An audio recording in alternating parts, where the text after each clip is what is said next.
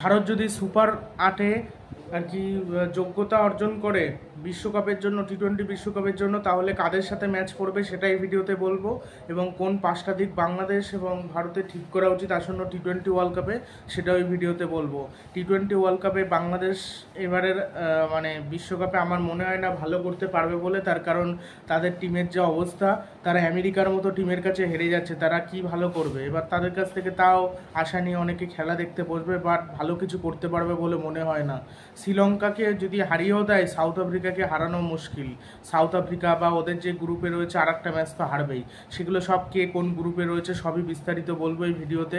কোন 5টা দিক ঠিক করা উচিত সবই বলছি। তবে ভারতেরটা আগে বলে নিই, সুপার 8-এ অর্জন করলে কার কার সাথে ম্যাচ পড়বে। ভারতের ম্যাচ পড়বে সেক্ষেত্রে 3টে ম্যাচ পড়বে সুপার 8-এর যোগ্যতা অর্জন করলে। বনাম নিউজিল্যান্ড 20শে জুন আসল ম্যাচ, তারপর শ্রীলঙ্কার সাথে 22শে জুন, আর 24শে জুন অস্ট্রেলিয়ার সাথে। তারপর যদি সেমিফাইনালে যায়, সেমিফাইনালে সেখান থেকে গেল, তারপর তো ফাইনাল খেললো। এইখানেই হয়ে গেল 5টা ম্যাচ। আর তার আগে মানে যেখানে আর কি 20টা টিম থাকবে, ওই আলাদা আলাদা দল থাকবে, ওইখানে তো ম্যাচ থাকবে। ওইখানে থাকবে হলো 3টে ম্যাচ, 3টে না 4টে ম্যাচ। এবার একটু ম্যাচ বেশি পড়ছে, 4টে। একটা হলো আয়ারল্যান্ডের সাথে পড়বে, একটা পাকিস্তানের সাথে, একটা কানাডার সাথে, আর একটা কার সাথে যেন পড়বে। মোট 4টে, আর 3টে 7টা, 8টা 9টা ম্যাচ জিতলেই ভারত আর কি কাপ জিতে নেবে। কিন্তু যেটা খুবই চাপের। তবে ভারতের মনে হয় আগের ফর্ম সবাই মনে হয় ভুলে গেছে। এখন হয়তো অনেক দিন ধরে ভারত খেলছে না, এই জন্য ভারতের মানে ফর্মটা ভুলে গেছে। তারা যদি আবার ফর্মে চলে আসে তখন কিন্তু আলাদা ব্যাপার হবে, তখন কিন্তু এমনিতেও ভালো খেলবে। এবার কে কোন গ্রুপে রয়েছে সেটা একটু বিস্তারিত বলে দিচ্ছি। এ গ্রুপে রয়েছে ইন্ডিয়া, পাকিস্তান, আয়ারল্যান্ড, কানাডা আর আমেরিকা। আর গ্রুপ বিতে রয়েছে England, Australia, Namibia, Scotland, Oman. আর গ্রুপ সিতে রয়েছে New Zealand, West Indies, Afghanistan, Uganda আর পাপুয়া নিউ গিনি। আর গ্রুপ ডিতে রয়েছে South Africa, Sri Lanka, Bangladesh, Netherland, Nepal. এই হলো 4টে গ্রুপ। 4টে গ্রুপ থেকে দুটো দুটো করে টিম উঠবে। মানে গ্রুপ এতে যারা ভালো খেলবে তারা উঠবে। এখান থেকে ধরে নেওয়া যেতে পারে ইন্ডিয়া পাকিস্তানই যাবে, তার কারণ আয়ারল্যান্ড, কানাডা, আমেরিকা এরা পারবে না। আর গ্রুপ বি থেকে আর যদি খুব মিরাক্কেল ঘটায়, তাহলে আয়ারল্যান্ড, কানাডা, আমেরিকা এদের মধ্যে থেকে কেউ যেতে পারে। আর গ্রুপ বি ইংল্যান্ড অস্ট্রেলিয়ায় যাবে, ইংল্যান্ড অস্ট্রেলিয়া। আর গ্রুপ সিতে নিউজিল্যান্ড, ওয়েস্ট ইন্ডিজ এরাই যাবে। আফগানিস্তান যেতে পারে নাকি সন্দেহ। এবার যদি ওয়েস্ট ইন্ডিজ না পারে বা হয়তো নিউজিল্যান্ড না পারলো, আফগানিস্তান চলে গেল, সেটা আলাদা ব্যাপার। সে আমার মনে হয় না সেটা হবে বলে নিউজিল্যান্ড ওয়েস্ট ইন্ডিজে যাবে। আর গ্রুপ ডিতে সাউথ আফ্রিকা, শ্রীলঙ্কা, বাংলাদেশ, এই 3টে দলের মধ্যে দুটো দল যাবে। নেদারল্যান্ড, নেপাল যেতে পারবে না এটুকু শিওর। বাংলাদেশের যাওয়ার চান্স যে নেই তা না, সুপার 8-এ যাওয়ার চান্স রয়েছে যদি কোনো রকমভাবে শ্রীলঙ্কাকে হারিয়ে দিতে পারে, নেদারল্যান্ডকে হারিয়ে দিতে পারে, নেপালকে হারিয়ে দিতে পারে, তাহলে কিন্তু প্লে অফ বলি কেন, তাহলে কিন্তু সুপার 8-এ যাবে। এবং সাউথ আফ্রিকার কাছে যদি হেরেও যায়, যদি ছোটোখাটো ব্যবধানে হারে, নেট রান রেট ভালো থাকে, তাহলে কিন্তু কোনো সমস্যা হবে না বাংলাদেশের। যদি বড় ব্যবধানে হেরে যায় তাহলে কিন্তু একমাত্র সমস্যাটা হবে। এই হলো, পুরো বুঝিয়ে নিশ্চয়ই বলে দিতে পেরেছি যে কে কোন দল যাবে।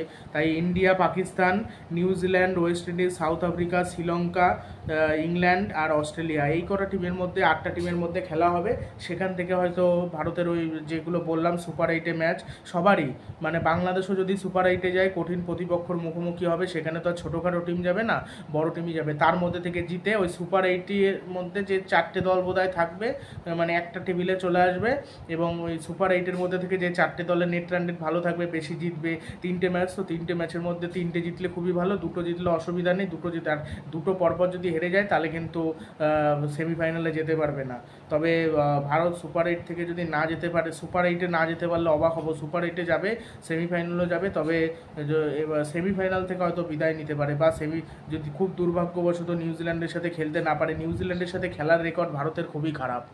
2022 টি-20 ওয়ার্ল্ড কাপে তো নিউজিল্যান্ডের সাথে ভারতের ম্যাচ করেনি, 2021-এ পড়েছিল, পুরো জেতা ম্যাচ হেরেছিল। জেতা ম্যাচ কি, জেতা কখনোই ছিল না, মানে জেতা উচিত ছিল কিন্তু জিততে পারেনি। 2016 টি-20 ওয়ার্ল্ড কাপে সেখানেও নিউজিল্যান্ড জিতেছিল। সেখানে তো 79 রানে ভারত অল আউট হয়ে যায় 135 রান চেস করতে নেমে। কী অবস্থা! ওই ম্যাচে কোহলি ভালো খেলছিল, বাট সৌদির বলে স্টাম্পিং, তারপরে MS ধোনি আর শেষে আর ফিনিশ করতে পারলো না। ফিনিশ করার অবস্থাও ছিল না। প্রথম থেকে রোহিত শর্মা আউট হয়ে যায়, রাহানে আউট হয়ে যায়, রায়না আউট হয়ে যায়, মানে প্রত্যেকে আউট হয়ে যায়। আউট হয়ে গেলে আর খেলবে কী করে, ওই জন্যই খেলতে পারে না। আর নিউজিল্যান্ডের সাথে যে আগের মানে 21-এ যেটা খেলেছিল, 21-এ তো কেউ খেলতে পারেনি, না হার্দিক পান্ডিয়া, না জাদেজা, বিরাট কোহলি, রোহিত শর্মা, KL রাহুল সব ব্যর্থ। মানে আসল সময় কেউ আর জ্বলে উঠতে পারেনি সেটাই। আর বিরাট কোহলি তো তখন ফর্মেও ছিল না, কি খেলবে, ওই জন্য খেলতেও পারিনি, একদম হাতে শট দিয়ে আউট হয়েছিল। ওটা যদি ফর্মে থাকতো ওটা মাঠের বাইরে চলে যেত শটটা। শুধু ঋষভ পান্ত একটু বোধহয় চেষ্টা করেছিল, আর কেউ পারেইনি খেলতে। দেখা যাক এখন কি হয়। আর কোন 5টা দিক ঠিক করা উচিত ভারত এবং বাংলাদেশের, এবার সেটা বলবো। প্রথমে বলি ভারতের যে 5টা দিক ঠিক করা উচিত। প্রথমে মানে ওপেনিং জুটি কে হবে, ওপেনার যশস্বী জয়সওয়াল, রোহিত শর্মা, নাকি বিরাট কোহলি, রোহিত শর্মা, সেটা ঠিক করা উচিত 1 নম্বর। এবার আমার যতদূর মনে হচ্ছে যশস্বী জয়সওয়ালকে যেহেতু নিয়েছে, যশস্বী জয়সওয়ালকেই নেওয়া হবে, যতই IPL-এ ফর্ম থাকুক বা না থাকুক, যশস্বী জয়সওয়াল, রোহিত শর্মা এরাই হয়তো ওপেন করবে। আর 3 নম্বর পজিশনে বিরাট কোহলি খেলবে সেক্ষেত্রে, এটাই হয়তো হতে চলেছে। আর এই একটা দিক ঠিক করা উচিত। 2 নম্বর দিক হলো শিবম দুবেকে খেলাবে নাকি অক্সার প্যাটেলকে খেলাবে। শিবম দুবে, অক্সার, এদের মধ্যে কিন্তু 1 নম্বর মানে যে কোনো একজনকে খেলাতে হবে। এবার আমি মনে করি ফিনিশার হিসেবে দুবের থেকে অক্সার অনেক ভালো হবে। দুবে কোন জায়গার প্লেয়ার, দুবে 3 নম্বর, 4 নম্বর, খুব বড় জোর হলে 5 নম্বর, তাও 5-এ ভালো খেলতে পারে নাকি সন্দেহ। এবার ওই জায়গায় তো দুবেকে দরকার নেই। 3 নম্বরে খেলবে বিরাট কোহলি, 4 নম্বরে খেলবে সূর্যকুমার যাদব, 5-এ উইকেট কিপার। এবার 3 জায়গায় তার জায়গা নেই। এবার খেলতে হলে তার আরও নিচে খেলতে হবে। এবার নিচে আমার মনে হয় অক্সার প্যাটেলই বেস্ট। যেহেতু রিঙ্কু সিংকে নেওয়া হয়নি, তার পরিবর্তে নাকি অক্সার প্যাটেলকে যেহেতু সে বল করতে পারে নেওয়া হয়েছে, আমার মনে হয় সেটাই করা উচিত। মানে যশস্বী জয়সওয়াল, রোহিত শর্মা, তারপর বিরাট কোহলি, সূর্যকুমার যাদব, ঋষভ পান্ত, 6-এ হার্দিক পান্ডিয়া, 7-এ জাদেজা, 8 নম্বরে অক্সার প্যাটেল। 8 নম্বরে দুবের থেকে আমার মনে হয় অক্সার প্যাটেল ভালো হবে, ভালো অপশন হবে, বোলিংটাও করে দিতে পারবে। আমি বলছি না দুবে বোলিং করতে পারবে না, বাট অক্সারের বোলিং আর দুবের বোলিংয়ের মধ্যে আকাশ পাতাল তফাৎ। যে বোলিংই করেনি IPL-এ সেরকম একটা ম্যাচে বোধহয় বোলিং করেছিল, সে আবার কি বোলিং করবে। সেই জন্য আমার মনে হয় অক্সার প্যাটেলকে খেলানো উচিত। তারপর তো পেসাররা থাকবে 9, 10, 11, একটা স্পিনার আর 2খানা পেসার। 2খানা পেসারই খেলানো হয়তো সম্ভব হবে সেক্ষেত্রে। আর দুবেকে আবার খেলানো হলে 8-এ আমার মনে হয় না মানিয়ে নিতে পারবে বলে, ভালো খেলতে পারবে বলে। আর আমার মনে হয় না হার্দিকের আগে দুবে নামবে বলে। সেটা এই দুটো দিক ঠিক করা উচিত। আর 3 নম্বর যে দিকটা ঠিক করা উচিত সেটা হলো ঋষভ পান্ত খেলবে না সঞ্জু স্যামসন খেলবে, এটা ঠিক করে নেওয়া উচিত। আমার মনে হয় যে ঋষভ পান্তই খেলবে, ঋষভ পান্তের চান্সটাই বেশি, সঞ্জু বসে থাকবে, কিছু করার নেই। আর সঞ্জু এমনি এই T20 ওয়ার্ল্ড কাপে চাপ মোটে সামলাতেই পারে না, যেই আসল সময় আসার খেলতে পারে না। মানে যখন IPL, যখন চাপের মুহূর্তে, যখন রাজস্থান রয়্যালসকে জেতানোর দরকার সে জেতাতে পারে না, ব্যর্থ হয়। এটাই হলো সঞ্জু স্যামসনের সমস্যা, মানে এটাই হলো সবথেকে বড় সমস্যা। আর 4 নম্বর যে সমস্যা, পাওয়ার প্লেতে রানটা তুলতে পারছে না ভারত। আগের বছর দেখেছিলাম 2022-এ 36 রানে 3 উইকেট, 2 উইকেট। এইভাবে হলে হয় নাকি? বা অন্তত মেডেন ওভার যায়, মানে 2খানা মেডেন ওভার। KL রাহুল থাকলে 2খানা মেডেন ওভার গেছিলো আগের বছর, আগে মানে 2022-এ, 2021-এ। আর রোহিত শর্মা যে ওয়ানডে ওয়ার্ল্ড কাপে যে ইন্টেন্ট নিয়ে খেলেছে, মেরে ব্যাটিং করেছে, সেরকম যদি T20 ওয়ার্ল্ড কাপে মেরে ব্যাটিং করতে পারে তাহলে তো ভালো। আর যদি মেরে ব্যাটিং না করতে পারে সেক্ষেত্রে ভারতের খুবই সমস্যা হয়ে যাবে।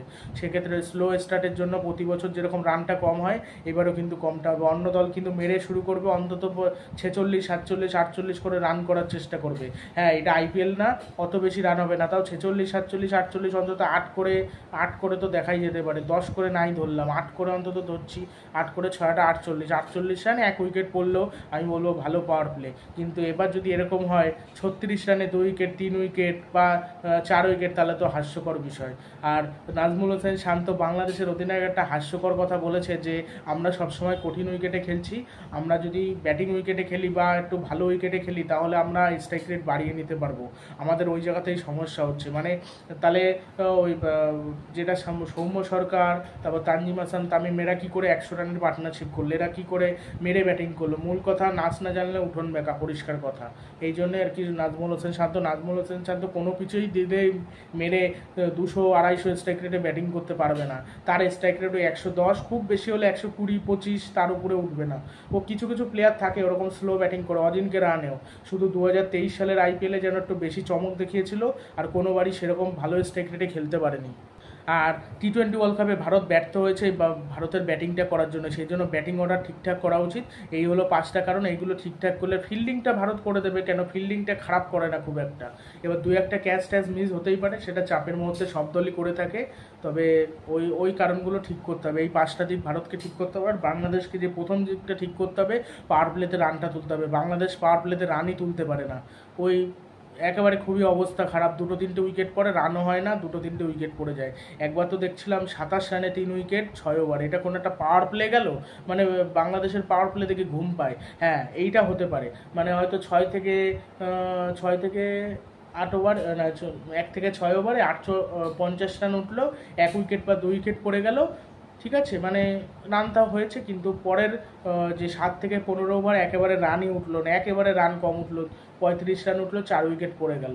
আর লাস্ট দিকে আবার রানটা উঠলো, সেক্ষেত্রেও কিন্তু ম্যাচের হেরফের অনেকটা হয়ে যায়। তাও মানা যায়, শেষের দিকে মেরে কিছুটা রানটা তাও মেক আপ দেওয়া যায়, কিন্তু প্রথম দিকে যদি একেবারে রানটা না হয় তখন না, মানে ইনিংসটা শুরু ভালো না হলে পরেও শুরুটা ভালো হয় না, তখন উইকেট পড়ে গেল, তখন আর কি খেলবে শেষের দিকে ব্যাটসম্যানরা, তখন আর ওই এসে আর খেলতে, তারা তখন মাঠ থেকে আউট হয়ে যায়। কেন, পুরো ইনিংসটাকে ধরে নিয়ে 20 ওভার ব্যাটিং করা তো অত সহজ না। 6 ওভার তো হয়ে গেল, 20 ওভার না 14 ওভার, অতটা সহজ না। এই জন্য আর কি এইটা ঠিক করা উচিত। আর 2 নম্বর দিক বাংলাদেশের ফিল্ডিং। বাংলাদেশের ফিল্ডিং সব থেকে খারাপ, বাংলাদেশের ফিল্ডিংটা ভালো করা উচিত। এর থেকে মনে হয় আয়ারল্যান্ড ভালো ফিল্ডিং করে বা আমেরিকা ভালো ফিল্ডিং করে, মানে বাংলাদেশের ফিল্ডিং জঘন্য। ওয়ানডে ওয়ার্ল্ড কাপও দেখেছিলাম বাজে ফিল্ডিং করেছিল, মানে ইজি ক্যাচ মিস করছে। দাউদ মালানের যে ক্যাচটা, আরামসে ক্যাচটা মিস করে ফেললো, তবে 140 রানের ইনিংস খেলে দিল। বাংলাদেশ এই জন্যই ব্যর্থ হয়, বাংলাদেশের প্লেয়াররা এই জন্যই খেলতে পারে না। কি খেলবে, মানে একটা, আমি মেনে নিচ্ছি 10 ওভারে হয়তো তাদের বোলারদের বিপক্ষে 120 রান করে দিয়েছে বিপক্ষ দল, 2 উইকেট পড়েছে মাত্র। এবার কোথায় বাংলাদেশ ঘুরে দাঁড়ানোর চেষ্টা করবে, ক্যাচটা ধরার চেষ্টা করবে, সেখান দিয়ে না করে সে ক্যাজুয়ালি খেলবে, এবং তারপর আস্তে আস্তে ম্যাচটা বেরিয়ে তো গেছেই অলরেডি, আরও বেরিয়ে যাবে। মানে কোথায় রানটা আটকানোর চেষ্টা করবে, কি রানটা আটকানোর চেষ্টা না করে আরও বেশি রানটা হয়ে যাবে। এইটাই হলো বাংলাদেশের সমস্যা, এটা বাংলাদেশের সমস্যার সমাধান করা উচিত, তাহলে একটা ভালো কিছুর আশা করা যেতে পারে। আর 3 নম্বর দিক হলো, মানে বোলারদের একটু দায়িত্ব নিয়ে বল করতে হবে। কোনো ম্যাচে এত ভালো বল করে, কোনো ম্যাচে ভালো বল করে দেখে মনে হয় কি মানে দারুণ বলার, দারুণ, আবার পরের ম্যাচে এমন বল করে, পরের 2-3টে ম্যাচে 4 ওভারে 40, 45, 48, 50 করে রান দিয়ে দেয়, 3 ওভারে খায় 50 রান। বিশেষ করে হাসান মাহমুদ, যখন তাসকিন আহমেদ খেলতে পারলো তো পারলো, যখন তাসকিন খেলতে পারবে না তখন কিছু ক্ষেত্রে আমরা হয়তো হাসান মাহমুদকেও দেখতে পাবো বাংলাদেশের প্লেইং 11-এ। এবার হাসান মাহমুদ কীরকম মার খায় সেটা তোমরা জানোই, মানে ভারতের বিরুদ্ধে 3টে উইকেট নিয়েছিল 2022 টি-20 ওয়ার্ল্ড কাপে, বাট 48 না 47 রান দিয়ে ফেলেছিল, প্রচণ্ড মার খেয়েছিল। সে বলে যে 8-6 খাচ্ছিল, তার বলে তো বিরাট কোহলি আর ওই KL রাহুলও বোধহয় মেরেছিল। KL রাহুল অন্য ম্যাচে খেলতে পারেনি, বাংলাদেশের বিরুদ্ধে KL রাহুল খেলে দিয়েছিল। আর টপ টিমের বিরুদ্ধে রোহিত শর্মার রেকর্ড খুবই খারাপ। রোহিত শর্মার রেকর্ড, মানে বাংলাদেশের প্লেয়ারদের রেকর্ড যেরকম খারাপ, টপ টিমের বিরুদ্ধে রোহিত কি বাকি কাউরই রেকর্ড সেরকম ভালো না, একমাত্র বিরাট কোহলি বাদে। বিরাট কোহলির তাও ভালো, আর একটারও কেউ ভালো না। আর ওইদিকে বাংলাদেশের সাকিব আল হাসানের একটু রেকর্ডটা ভালো, আর বাকি কাউর সেরকম একটা রেকর্ড ভালো না। ফিনিশিং দিকে নেয় মাহমুদুল্লাহ সামলাবে, ফিল্ডিংটা ভালো করতে হবে। আর প্রথমে যারা টপ অর্ডার ব্যাটসম্যান তাদেরকে তো ইনিংসটা তৈরি করতে হবে, একজনে সেট হয়ে থাকতে হবে। ওই তানজিম হাসান তামিম, না হলে সৌম্য সরকার দরকার হলে একটু স্লো খেলুক, বাট শেষ অবধি খেলুক, শেষ অবধি থাকুক, যেটা সৌম্য সরকার পারে না।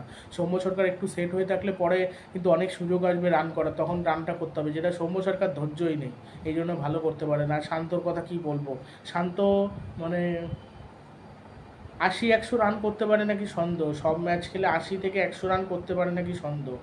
কেন, তার যে অবস্থা টি-20তে চলেই না বলতে গেলে, ওয়ানডে তো এমন কিছু আহামরি খেলে না, টেস্টেও ভালো খেলে না, মানে এক ফরম্যাটও ঠিকঠাক খেলতে পারে না, এবং কি করবে, আর কিছু করার নেই। আর আরেকটা দিক যেটা ঠিক করা উচিত সেটা হলো, মানে বোলারদের তো বললামই, মানে স্পিনার কাকে খেলাবে সেটা ঠিক করা উচিত। মানে রিশাদ হোসেন আর সাকিব এই দুজন, তার সাথে মাহমুদুল্লাহ বল করে দেবে এদেরকে, নাকি তা শেখ মেহেদী হাসানকে। শেখ মেহেদী হাসান বোধহয় পাওয়ার প্লেতে ভালো বল করে, পাওয়ার প্লেতে পরের দিকে মার খায়, বাট পাওয়ার প্লেতে কিন্তু ভালো বল করে। এবার শেখ মেহেদী হাসানকে নিলে কিন্তু একজন পাওয়ার প্লেতে অফ স্পিনার পেয়ে যাবে। এবার যে দলের ভালো মানে লেফটি রয়েছে, মানে লেফটি ব্যাটার, তাদেরকে কিন্তু অফ স্পিনার দেওয়া যাবে।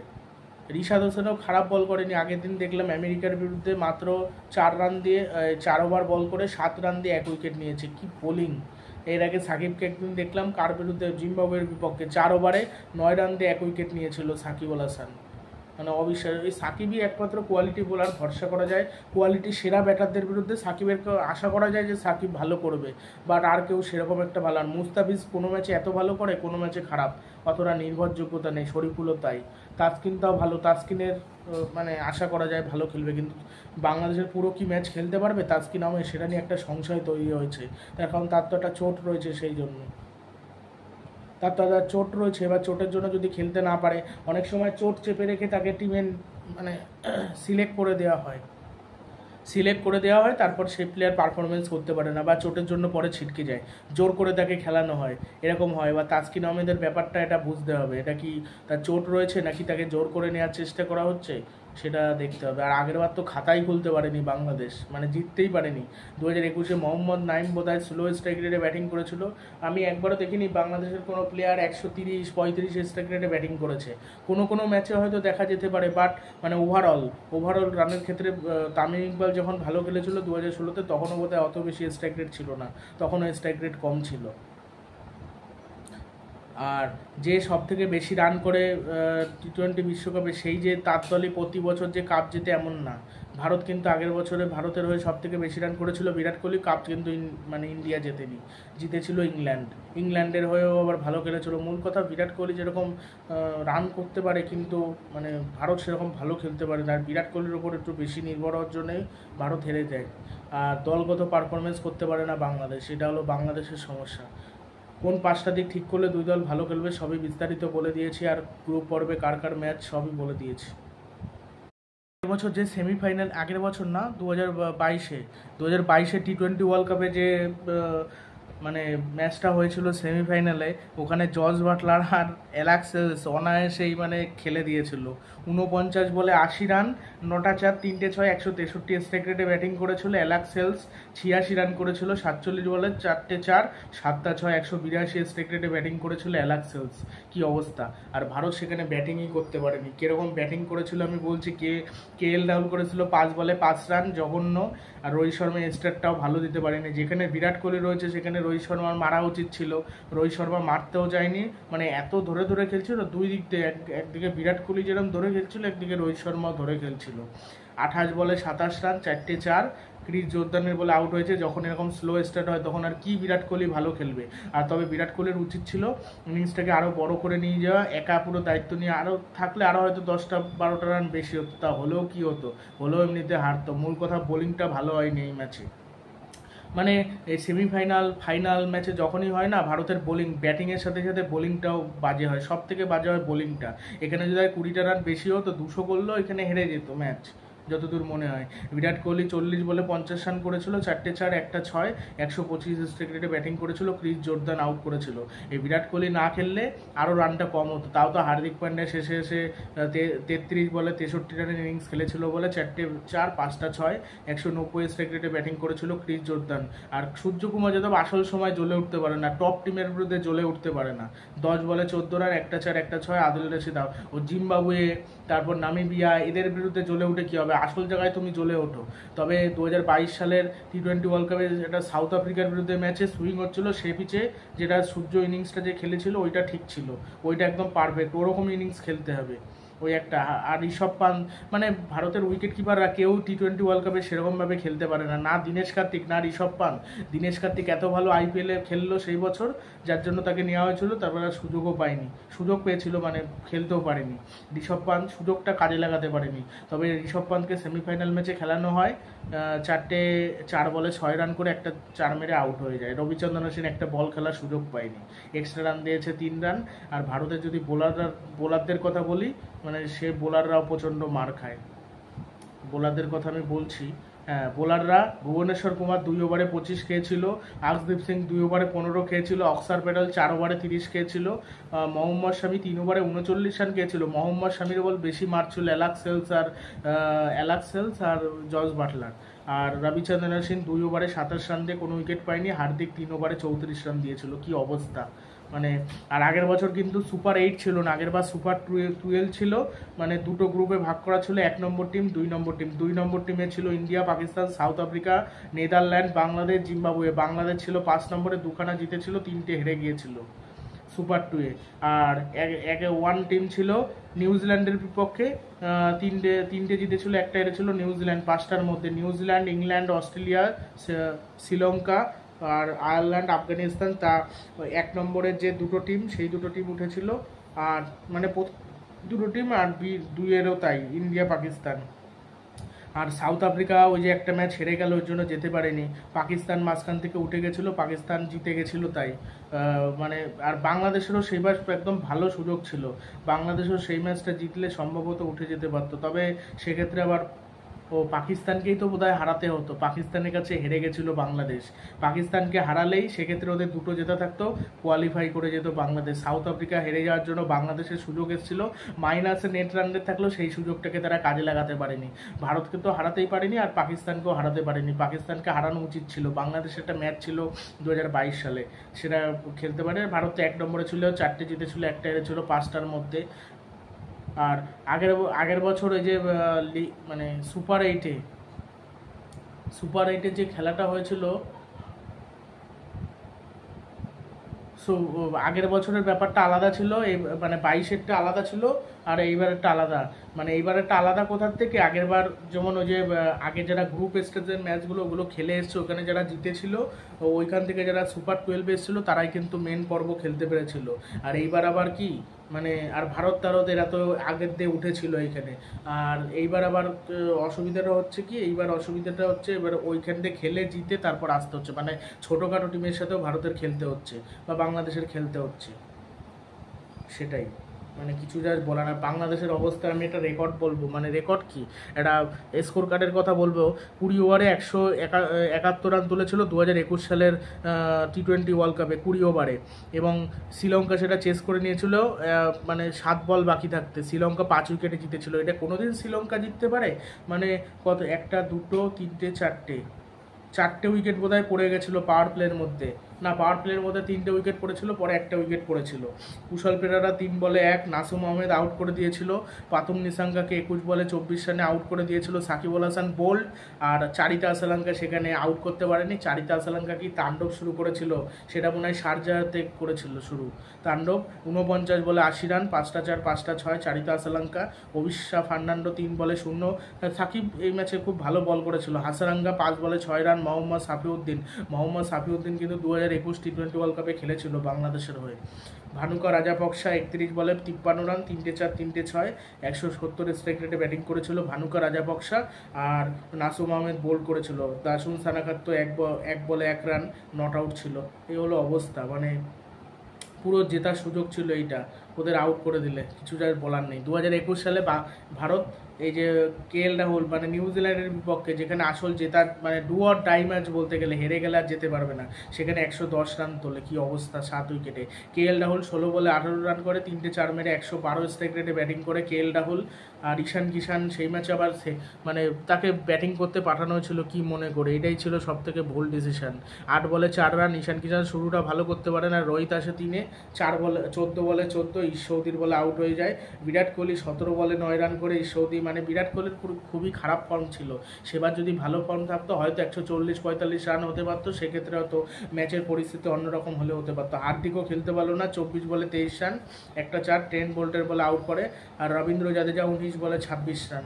কি অবস্থা। শার্দুল ঠাকুর তারপর সেবার ছিল 3 বলে 0, ট্রেন্ট বোল্ট উইকেট নিয়েছিল। আর মার্টিন গাপটিল 17 বলে 20 রান করেছিল। ড্যারেল মিচেল 35 বলে 49 রান করেছিল। কেন উইলিয়ামসন 31 বলে 33 রান করেছিল।